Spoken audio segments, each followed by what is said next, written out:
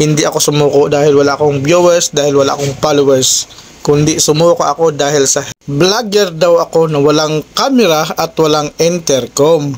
Okay lang yan, pwede naman cellphone o di ba? Pagtsagaan natin tong lumang cellphone natin, may video lang tayo di ba? Cellphone lang gamit ko na yan ha.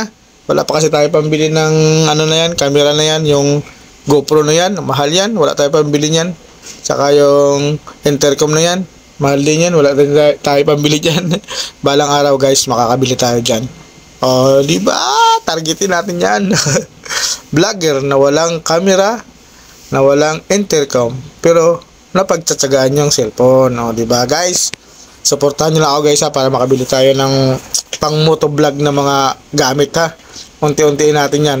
Siguro naman bago mag-December makakabili na tayo yan para mas maganda yung kuha natin. Okay guys ha, maraming salamat sa mga taga-suporta ko dyan.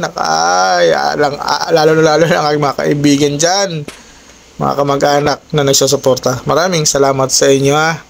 Tuloy-tuloy lang tayo, wala nang atrasan tong pagbablog natin. Diretso na to. Kung sumuko tayo nung 2020, nag-vlog na kasi ako dati.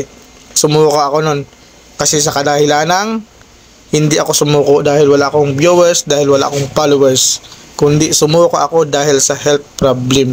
Diba? Yan ang dahilan. Pero ngayon guys, okay ng health ko, okay ng kalusugan ko, kaya diretso na to. Promise, hindi ko susukuan to, okay? Medyo mataas lang yung setup ko ng camera ko na to kasi una ko pa lang naman to ginamit eh. Ngayon ko lang din to sinit up. Kaya pagpasensya nyo na muna. Unti-unti natin ayusin yung mga formation na yan, diba? Mataas yan, diba? Pero kung may angkas ako, kitang-kita yung angkas ko dyan sa ganyang setup. Subukan kong i-adjust yan kung ma-adjust pa natin. Pero sagad na yan eh. Tsaka yung cellphone kasi natin nagamit dito eh, luma lang. Kumbaga medyo malabo pa yung camera. Daanin na lang natin sa mga edit. Diba? Uy, SM Sukat. Ay, SM Paranaque pala yan. Okay guys ha, tuloy-tuloy lang tayo dito.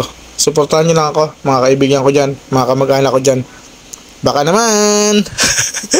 Ay, tuwag ako kasi monetize na ako, kaya sisipakan ko talaga yung mag-post ng mga video dito kahit mga walang kwentang video yan. Pagtsagaan nyo lang. Pag tagal kasi yan, dadami din yan, diba? Dumami nga yung followers ko na wala akong video, ito pa kaya. Matagal na kasi itong account ko, 2020. Puro din to violation. Pero sa awa ni Mita, kahit may mga violation to is na-monetize pa rin ako. Okay guys, ang sarap mag-vlog pagka monetize na, diba? Kahit walang viewers, kahit walang followers, at least unti-unti yung video natin ay medyo may pumapasok na dollars. Okay. Ang sarap nyo guys, kaya sipakan ko dito mag-post sa account ko na to. Marami kasi ako account eh. Okay.